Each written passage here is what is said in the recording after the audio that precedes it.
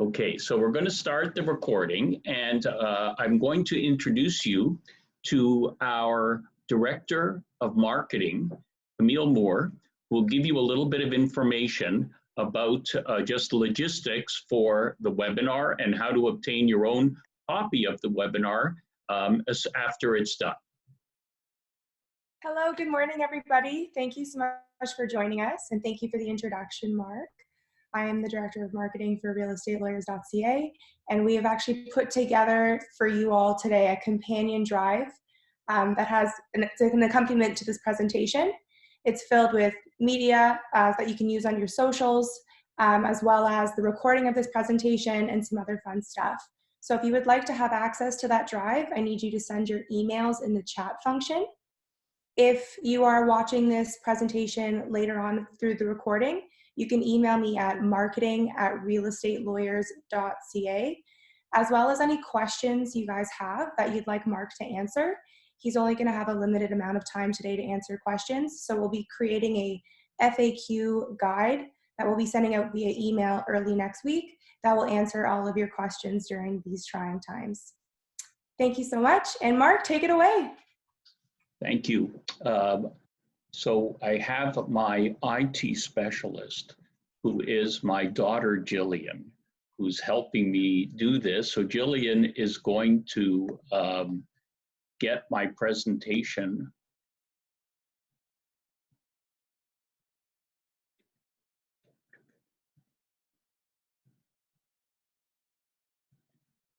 Jillian is going to get my presentation, and then we'll be able to share it with you.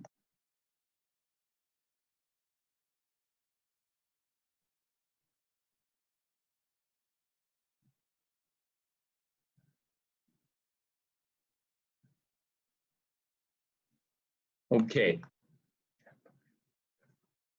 So I hope everyone can see the presentation, Protecting Your Clients in a Crisis.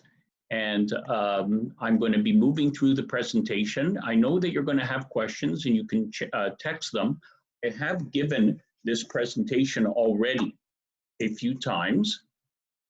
And I think I have answers to almost all of your questions available. So I'm going to go through it, and at the end, I'm going to have some time and let you ask the question. So first, for those of you who have never been to one of my seminars, I'll give you a little bit of a background. I've been doing this for 35 years, and yes, these are unusual times. I've written best-selling books, and I've already started appearing on the TV programs dealing with this, quoted in the newspaper, and I'm sure I'll be very busy over the next few days and weeks ahead. I've written columns in the Toronto Star and Real Estate Magazine, and I'm a senior partner with realestatelawyers.ca, LLP. These are the books that I've written that I'm very proud of, and my guide for landlords. I will have some comments at near the end of my presentation about how to deal with tenants who may not be able to pay the rent on April the 1st. So that is included in my presentation.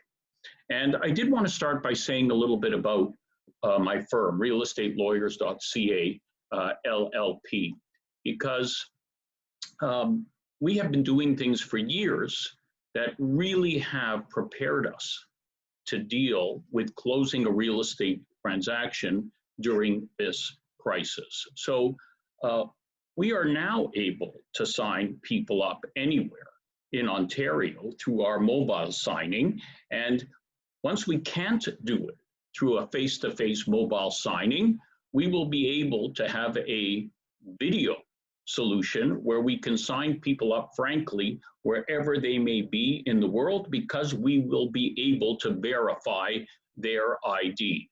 And so for the client, they don't have to miss any time. They don't have to deal with meeting people or being concerned or traveling. We can get all the paperwork signed. And so today we do deals all over Ontario, and we will be able to continue to do that tomorrow. And I always have heard complaints from realtors that the lawyer's mailing me my commission check. It takes a week to get here, then I have to deposit it. We pay all commissions by EFT next day to the brokerage. There's no hold and no check. So we never believed in any checks. We don't want to send checks. We don't want to receive any checks. We don't want any deal dependent on a courier to have to deliver a check. And that's how we pay our sellers as well. And buyers are able to pay us by just going online and doing a bill payment, just like they're paying a Bell or a Rogers account. And there will be some listing brokerages who will not be able to take deposits tomorrow by wire transfer. And our firm is offering to help. We can take a deposit on any real estate deal to help any buyer start a real estate transaction. If you've done a deal with our firm, you know that you're advised immediately that the deal has closed, a report is given right away, and we're very proud that we started this practice where instead of having to send keys to a buyer lawyer by courier, we provide a lockbox to the seller to just leave the keys on the home.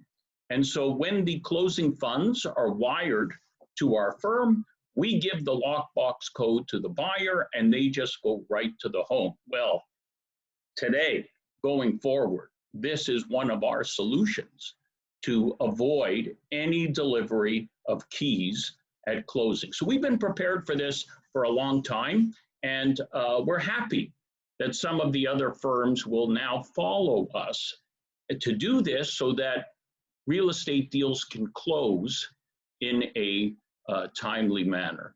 And I'm smiling because I really can't do this without my daughter beside me. And I want you to know that 3 weeks ago, I couldn't do a Zoom presentation for 5 people.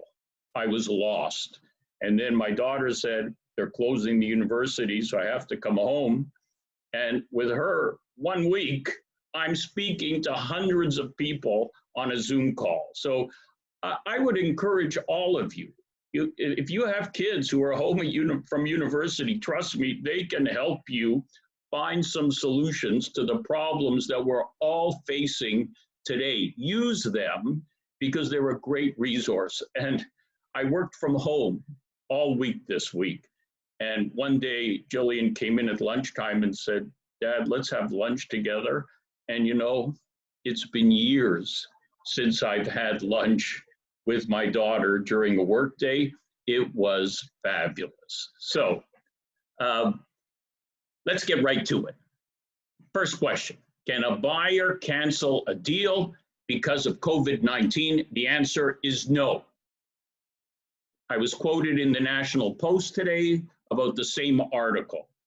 It's similar to the crash of 2017 when the government changed the rules overnight and prices fell 15 to 20%. This did not allow a buyer to cancel a deal, and they can't cancel a deal today. The only way a deal could be canceled is if the government registration system completely closes down or lenders cannot fund mortgage loans. And both of these items are not likely to occur. So what will happen if buyers cannot close? If buyers cannot close and we cannot make a deal to extend, the money will still stay in the trust account. So the listing brokerage will hold the deposit until, I guess, a mutual release is signed. The seller could resell the property and sue the buyer for the difference in price. If the seller was able to sell for more money, which I don't know would be very likely today, they could still sue the buyer for the deposit. So as a realtor, if this happens to one of your sellers and the buyer can't close and they cannot make a deal, you have to wait till your seller lawyer formally cancels the deal, makes certain the buyer is noted in default, and then you can relist the property and sell it again. In this situation, if a buyer can't close, or perhaps if a seller can't close, are you entitled to commission? Well, if the buyer can't close, the listing brokerage cannot sue the seller for any commission. The buyer brokerage could theoretically sue the buyer if there was a signed buyer representative agreement. However, I would not, in these times, suggest anybody sue a buyer for commission when they've lost a fortune due to market circumstances. Now, if a seller for some reason refuses to close, well, then the listing brokerage could sue the seller for commission. Now, as you know, the only way the money comes out of a trust account is the mutual release. So the buyer and seller could sign a mutual release. The question is, should the brokerage sign it?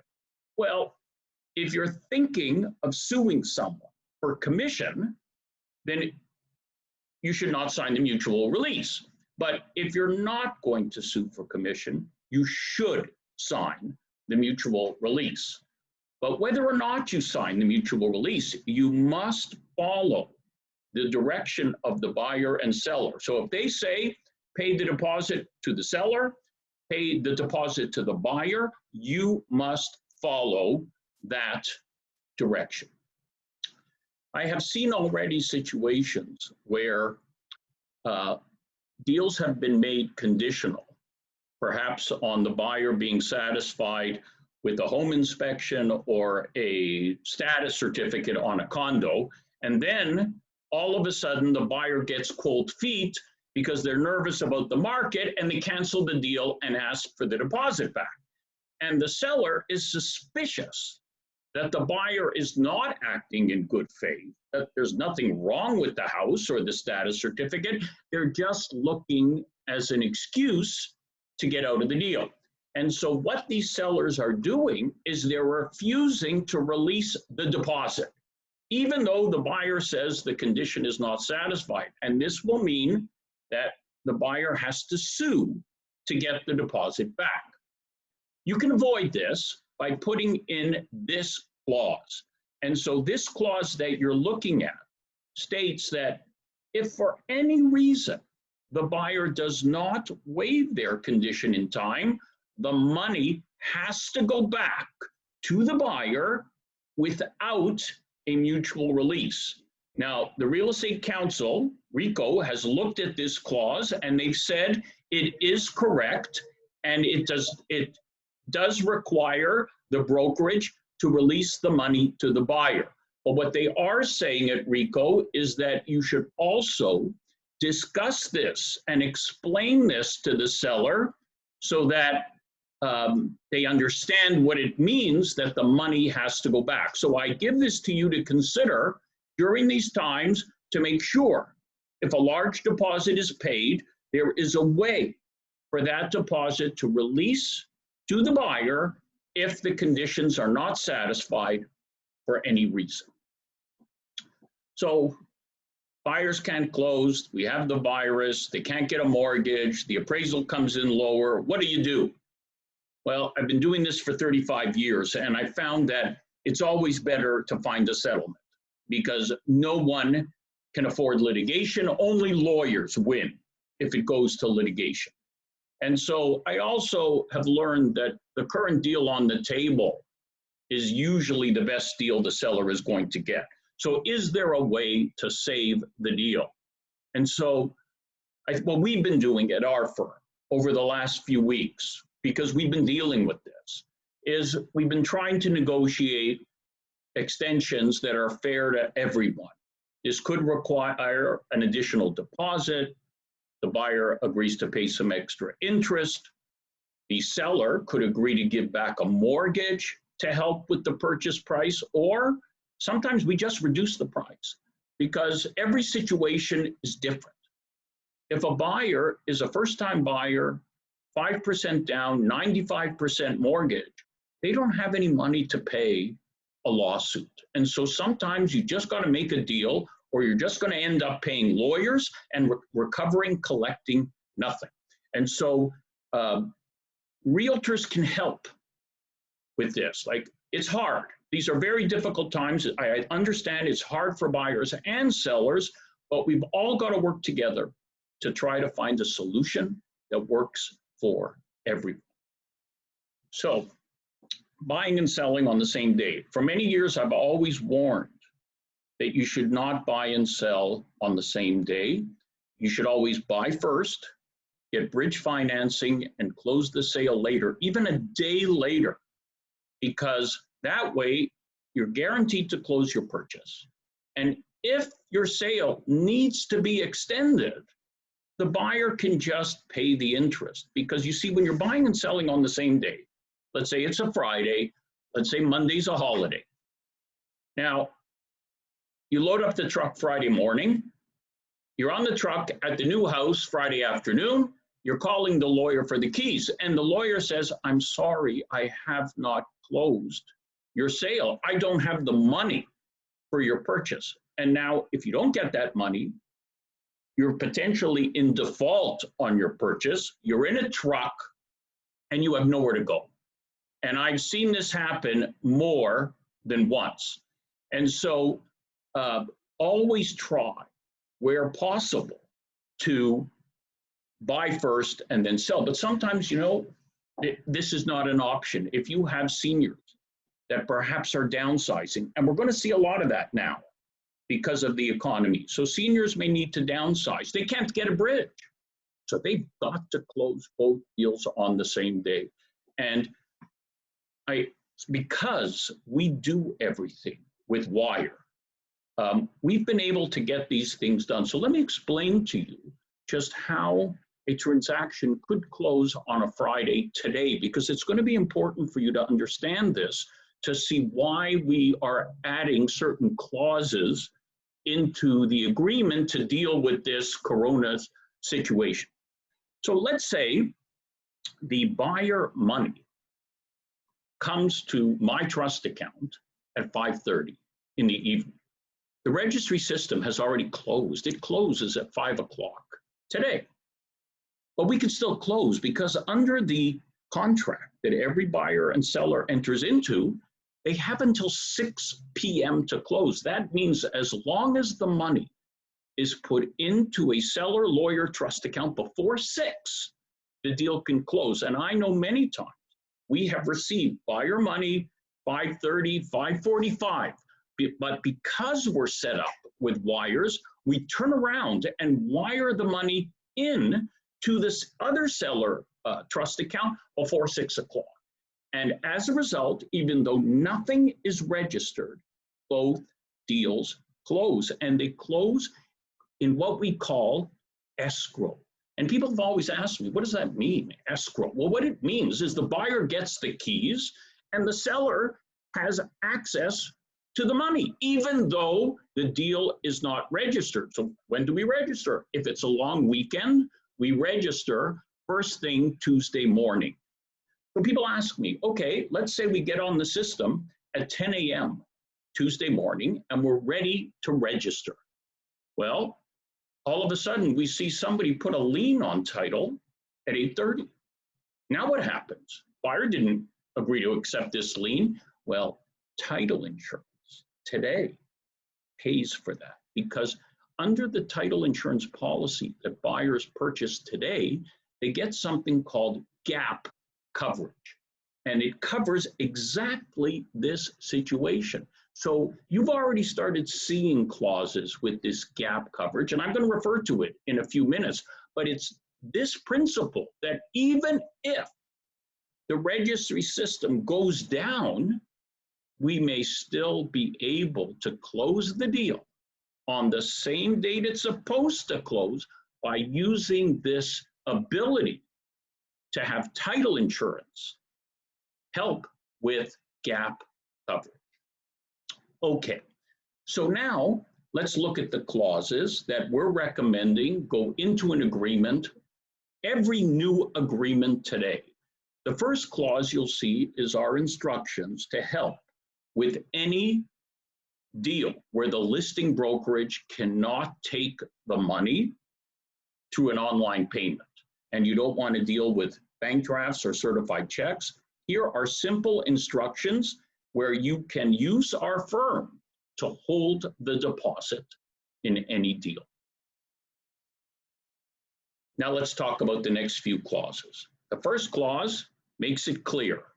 You can only pay the balance by wire transfer. No more certified checks, no more bank drafts. Remove them from all your clauses. This will allow money to transfer electronically. The second clause is electronic signing of documents. Many agents already use this, many brokerages use this. Make sure it's always in your agreement, then lawyers can just transfer all the documents by email. The third clause, our lockbox solution. Now we're going to have everyone make sure that keys are put in a lockbox and that we can avoid having to deliver them anywhere on closing. Now, I recognize that with condominiums, it's not as simple to leave a lockbox. And there will have to be some modifications where the buyers and sellers work together to exchange the keys, perhaps with the concierge or some other way on the day of closing. The key is help us with the key transfer to make this simple for buyers and sellers. The next clause deals with, well, what happens if the registry system completely closes down or there's a problem with financial institutions and title insurance can't help us? Well, in that event, we're going to extend the deal for 5 days after everything comes back online, and then we're going to close. And so what I want to explain here, all these clauses regarding extensions, that's all they should be. Extend for a certain period of time. They should not permit any cancellation of the deal. Then you're going to get into too many lawsuits and arguments. So I don't mind clauses that extend the deal. Don't agree to anything that cancels. I saw a clause yesterday that said, if the value of the property falls 10% before closing, the buyer can cancel the agreement. How is anyone going to prove this? You can't agree to this.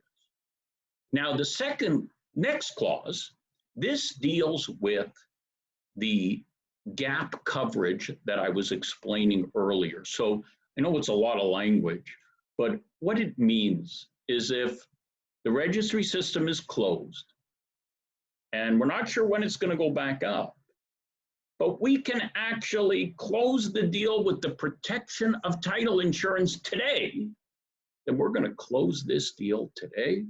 Sellers are going to get their money. Buyers are going to get the keys and move in.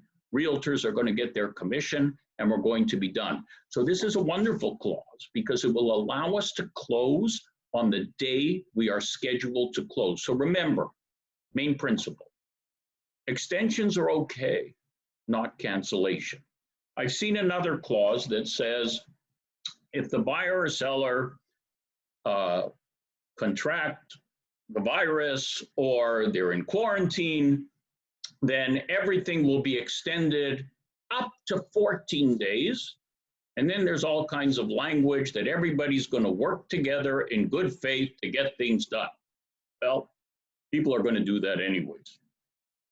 I don't have a problem with the clause. I don't think it's necessary, but again, as long as it just extends, it does not allow anyone to cancel. That's what's got to go through your head when you're looking or trying to prepare them. Before I go on, I did want to say something because I've been getting a lot of questions. What about those agreements that were signed a month ago and they're closing in April and May? They were done without these clauses. So should we do an amendment today to insert these clauses that I've just discussed? In my view, you can't force a buyer and seller to sign any amendment. I understand. But in my view, you should do this amendment on every deal you have to make sure that it's clear to everyone that we can get this deal done without any contact if necessary. No couriers, no checks, no key deliveries. I'll be honest, our head office, we would prefer to close it right now, today, but we have to keep it open because many firms are sending us certified checks on deals and we can't refuse to close with them. And so nothing would make me happier than if we could do everything remotely and if every other law firm was doing this as well. So my advice is do an amendment on every deal, insert these clauses, and have more comfort that your deal is going to get closed no matter what. Now that we're all doing everything electronically, I've seen already in the last few weeks that errors are made in the sign-up process digitally. It's easy to perhaps accept an agreement after the irrevocable date and time. And it sometimes happens that you waive that final condition even 15 minutes after the irrevocable time and date in your agreement. And because of the clause, time is of the essence, even if you're 5 minutes late, the deal is terminated. So I'm often asked the question, Mark, do we have to sign a mutual release, cancel the agreement, wait for the money to come back from the brokerage, and then sign it again? When practically speaking, if you do that, by the time the money comes back, the parties have gone.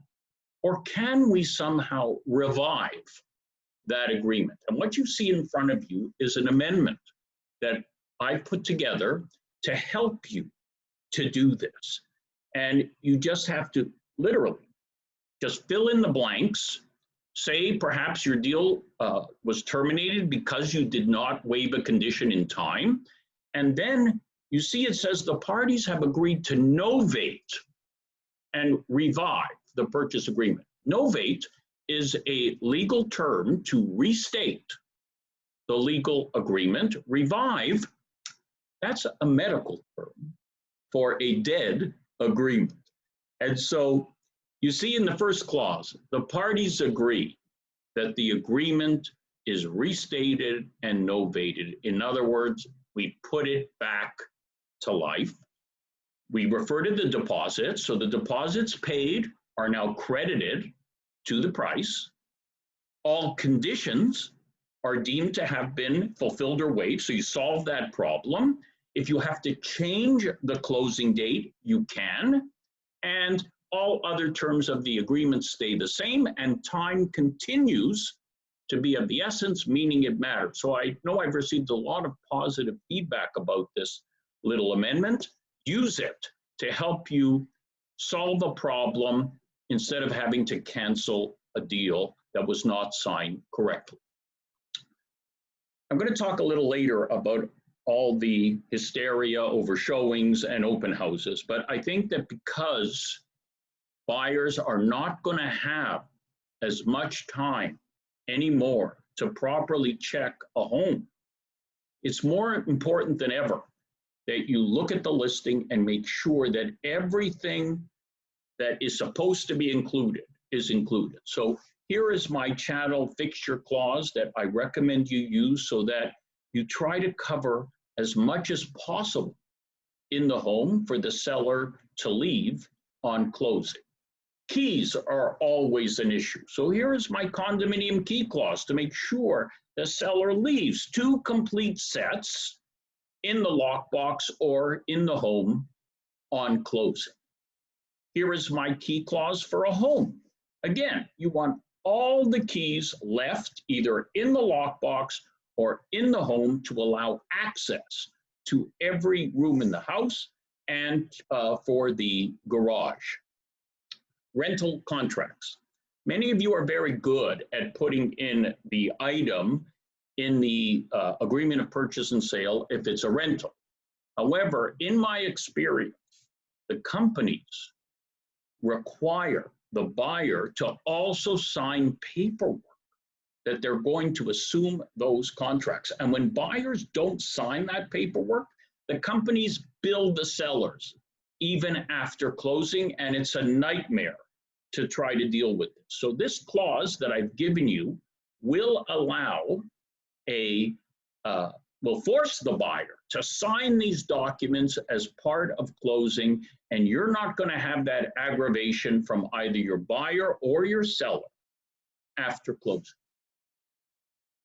This is a holdback clause, and again, this clause will become more important now than before because visits may be limited before closing. I'm already getting lots of questions. Sellers don't want to allow a visit because of the virus. Can we force the seller to have a visit because of the virus? Likely no.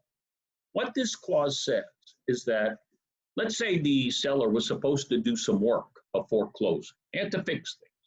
Let's say it was an electrical problem, plumbing, whatever. What the clause says, okay, we're going to hold back some money on closing. Let's call it $5,000. And as long as the seller delivers a certificate from an electrician, plumber, contractor that the work's been done, then the money gets released to the seller. And if not, well, then the buyer can do the work after closing and take the holdback. And so since you're not going to be able perhaps to do all the inspections and pre-closing inspections that you may want to do, you may want to strongly consider a holdback clause like this in every agreement whenever work still has to be done for closing. Okay, residential tenancies. I spent 2 hours listening to a webinar from people across Canada. I can sum it up in one sentence. Work with your tenants, work with your lenders. That's it. Okay, we have rent coming up April 1st. Tenants may not pay. Tenants may not be able to pay. Tenants have lost their job and the government says you can't evict them. So what is a landlord to do? Bullying is not going to help because that's not going to get you your rent. Eventually, the government is going to have to deal with this. They probably will have to work out something where subsidies are given to tenants for rent, but they're paid directly to the landlord. But how is a landlord to survive in the short term? Well, not all tenants are the same. You should try to work with the tenants. If they can pay the rent, wonderful. If they can pay half the rent, take it. Make a deal. Don't forgive the rent, defer the rent. So say, look, you can't pay all the rent. I'm going to take a little bit less for a few months, and then you'll start paying me back. We'll add $500 a month with your regular monthly payment until you've caught up. And that just makes common sense. And I know that landlords have their own mortgages, but most lenders are now working with landlords to say, okay, we understand, we'll let you take the interest on your mortgage and we'll add it to your principal for a few months so you're not delinquent, and then you'll start your payments again. The rent from the tenant is not forgiven, but the fact is, if a tenant can't pay rent for 5 months and they owe $10,000, for example, they may never be able to pay that back. Maybe the government will offer a solution. Maybe the tenant will be able to be evicted. I don't know the answers to all those questions. But for those thinking, oh, I'm just going to evict a tenant now, the Landlord and Tenant Board is closed. The earliest you could conceivably get a hearing is 6 months to a year. So this is not an option. The option is work with your tenants. They're going through their own horrible circumstance. Be respectful. And if you deal with them that way, you're going to get through this together. And the worst thing for a landlord, if they suffer a loss at the end of this year, write it off their income on their income tax, and they just move on. You've got your health, you've got everything, but this is the best advice I can give you. So now let's talk about evicting tenants if you want to sell your home. So there are many of you out there that have asked me questions. Well, Mark, we signed the deal in February. We gave the notice to the tenant properly. They're supposed to leave at the end of March, the end of April, and we don't know if they're going to leave, or they've told us they're not leaving. So how are we going to close our deal in April or May if they're still there? Remember what I just said. The landlord and tenant board is closed. If they don't want to go, you would have to go to the board to get an eviction order, which you're not going to get. And so, same advice.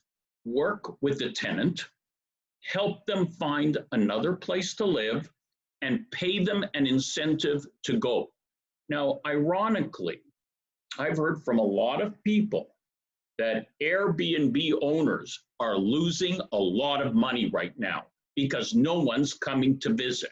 So they have units that are sitting empty, and some of them are strongly considering renting them to regular tenants, even though they earn less money, because they have a guaranteed income. So this could be an opportunity for you to move some tenants into some of those units and solve the problem with those owners and yet permit your deal to close. So you're not going to be able to force anybody out.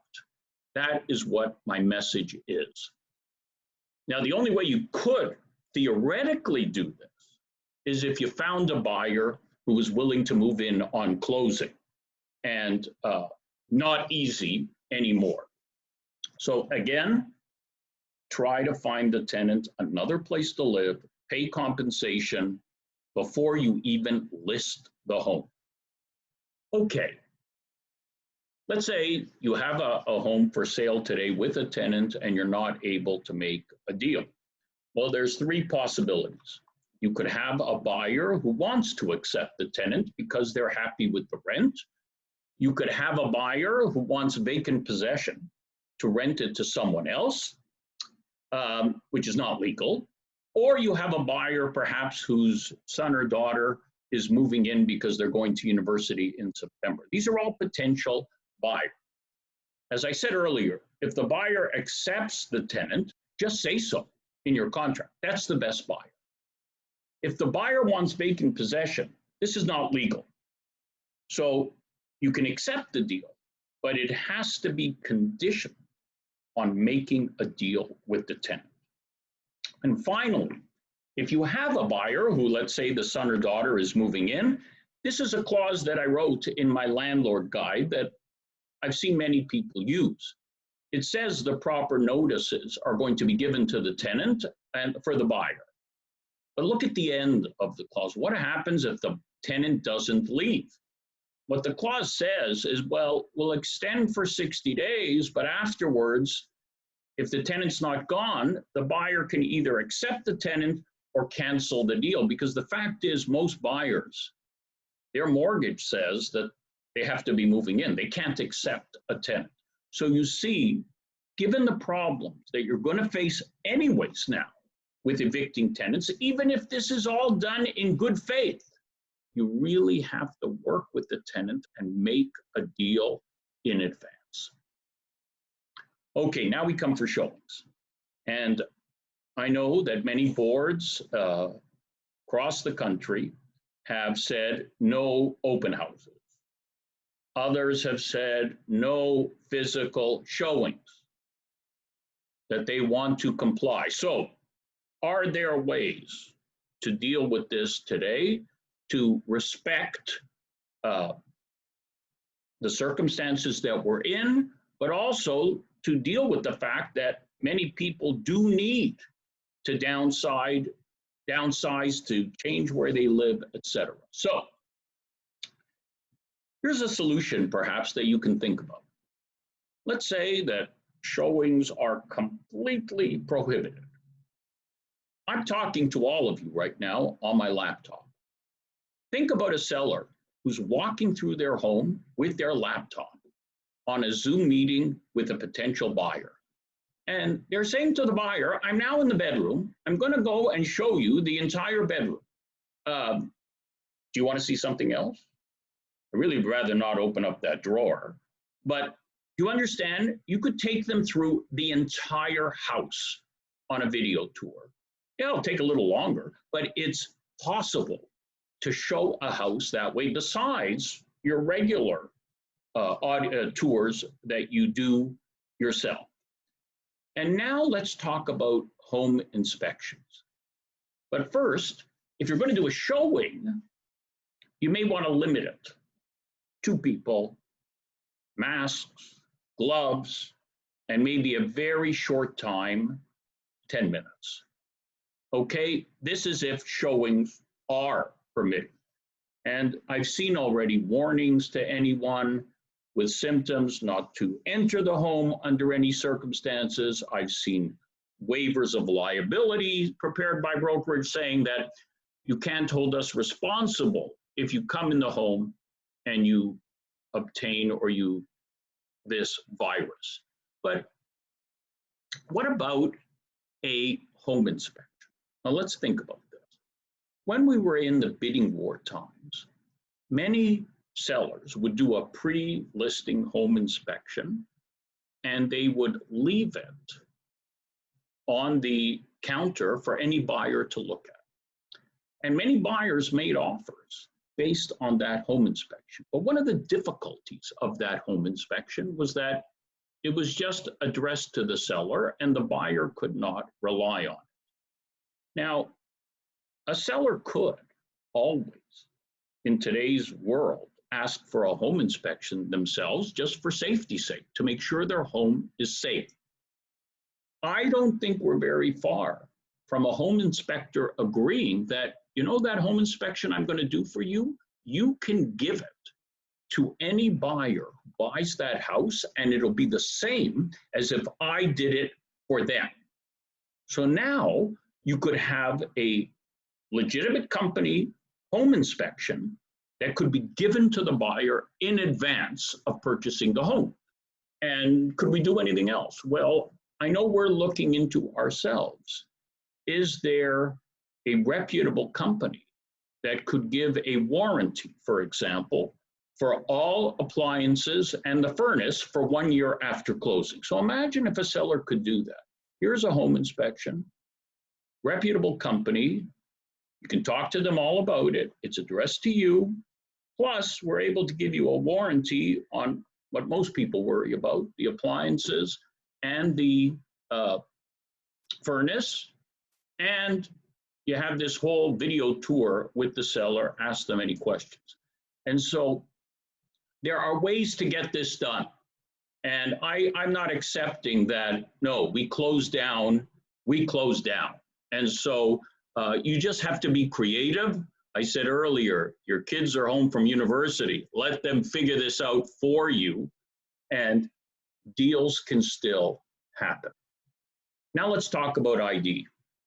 I've told you that the Law Society is putting together rules so lawyers will be able to sign clients without being face-to-face. FINTRAC is moving in the same direction.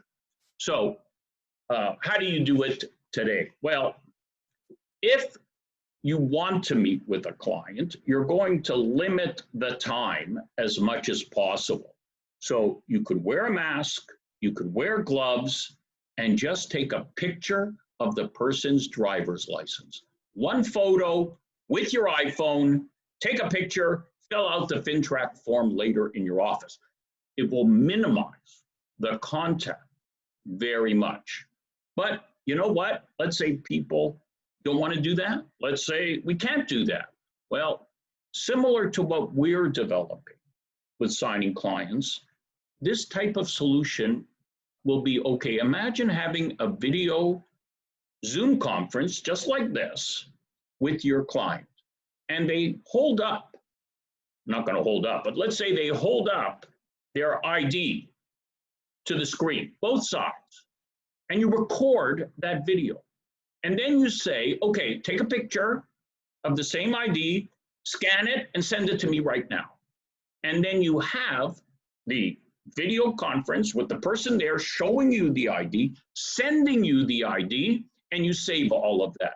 I have to tell you, yes, we'll figure this out a little bit better, but FINTRAC is going to accept this, and you will not have to meet that person in person to get this done.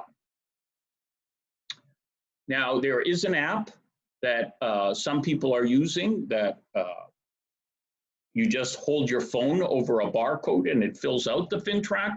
They also, I believe, are developing a solution through video, but whether you have the app or not, I think you're going to be able to comply with FINTRAC as long as you have a record of this, the call, the scanning, and keeping the pictures in your file. So our last topic is a review of the principles of disclosure. And I think this is important because if buyers are limited in the amount of time they can spend in a house, they can't see everything. So can the seller hide things and rely on the old legal principles of buyer beware when buyers find out problems afterwards? Now, as we just discussed with home inspection reports given, detailed video tours, you could limit this, but you can't limit everything. So let's look at the law. Any obvious defect that can be seen in a home, broken windows, cracks behind the, under the counter, cracks under the toaster oven, for example. All of those things that are visible do not have to be disclosed. So in a video tour, I could see a buyer saying to the seller, do you mind moving the toaster oven? I want to see the counter underneath to make sure there's no crack in it. Like, you just want to be detailed. Oh, the picture in the living room, do you mind taking it down? I want to see that there's no damage behind the picture. Yeah, it's a pain. It takes a little bit of time, but it can be done. So what has to be disclosed legally? If it's a major hidden defect that makes the home uninhabitable and the seller knows about this, then it has to be disclosed. And so some examples of this would be foundation problems, major leaks that haven't been repaired, or mold behind the wall. So if you can prove any of this, you can sue a seller after closing. But there's also a legal principle that if a seller deliberately conceals a defect, you may be able to sue them after closing. So think about it. You may have a video tour where it's impossible to see something because the seller has deliberately covered it up. There may be a cause of action to sue them later after closing. What's not on this list are murders, suicides, or other psychological defects. And the law is pretty clear that a seller does not have to disclose any psychological defects. But you're a realtor. You have your own obligations under the Real Estate Council. So it's, as a realtor, you have to follow the lawful instructions of your seller. So you're going to say to your seller, number one, if I have my own buyer client, I have to disclose this. And that's the law, if you have your own buyer client. But let's say it's not your buyer client. You have to ask the seller for instructions. So your instructions are, well, what if the agent asks me if there's been a murder? Well, the seller could say, well, if they ask you, then tell them the truth. That's a good answer. But if their answer is lie, that's not a good answer. You don't lie, you take another listing. So that's how you've always dealt with this, or should be dealing with this going forward. Now, in the past, I've always said to protect a buyer from stigmas, you should Google the property address on the internet, because that way you'll see online if there's been any criminal activity or other problems on the property. I've also said in the past that you should talk to the neighbors, but this may not be so simple anymore because of our social contact restrictions. But also insert a clause. And many of you have seen this clause that has come into agreements over the last year, and this is it. And what the clause says is that the seller makes a warranty that during the time they've owned the property, there has been no murder, suicide, illegal grow operation, natural death, or shooting. And so now the seller has to tell the truth. That is the best way to protect your buyer. Some of you may say, why is a natural death something bad that has to be disclosed? We're blessed in Toronto that we have people from all over the world, over 200 cultures, languages spoken. For some people, even a natural death makes the home uninhabitable. And so put this clause in, protect your people, and so it will protect you as well. And so this brings us to the end of the formal part of our presentation. While I have my IT, Jillian, get me back to the chat box, which I see now, I'm going to answer a few questions that any of you have. And if I don't mind, if any of you have comments, whether you enjoyed the presentation, I'd love to have your comments as well.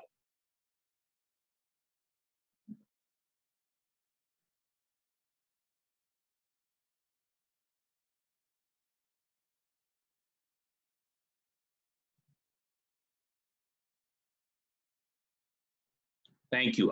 I'm seeing some terrific responses. I appreciate it very much. Thank you for recognizing Jillian, because I could not have done this without her. And I'll remind everyone, if you have any other questions, you can always email me to mark@realestatelawyers.ca, and I'll be happy to answer them as well. And on behalf of my partners and all the staff at realestatelawyers.ca, I want to wish you all good health and to be safe. Use this time positively. I still think you can do business. I still think you can connect with your family. Just make the best of this, and we're all going to get through this together. So thank you very much, everybody. And I look forward to working with you in the future. All the best.